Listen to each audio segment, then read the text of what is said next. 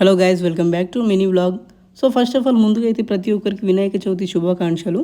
So నేనైతే మా అన్న వాళ్ళ ఇంటికి అయితే వచ్చాను. వినాయకుని అయితే తీసుకొచ్చారు. నేనైతే వినాయకుని అక్కడ పెడుతున్నాను. అన్ననేమో తుడుస్తున్నాడు వినాయకుడిని. మా వదినేమో పంచ కట్టుతుంది గణపతికి. తర్వాత నేనేం చేస్తున్నానంటే దండ కుట్టమంటే నేను దండ అలా కుడుతున్నాను అనమాట. ప్రతిసారి మా అన్న వాళ్ళు అయితే వినాయకుడిని అయితే ఇంట్లోనే పెడతారనమాట. తర్వాత మా వదిన లడ్డు అయితే వినాయకునికి అయితే పెట్టేసింది. కంకణాలు అయితే మేమందరం కట్టేసుకున్నాము. మా అన్ననేమో ఇక దేవునికి అయితే దీపం అయితే పెట్టాడు.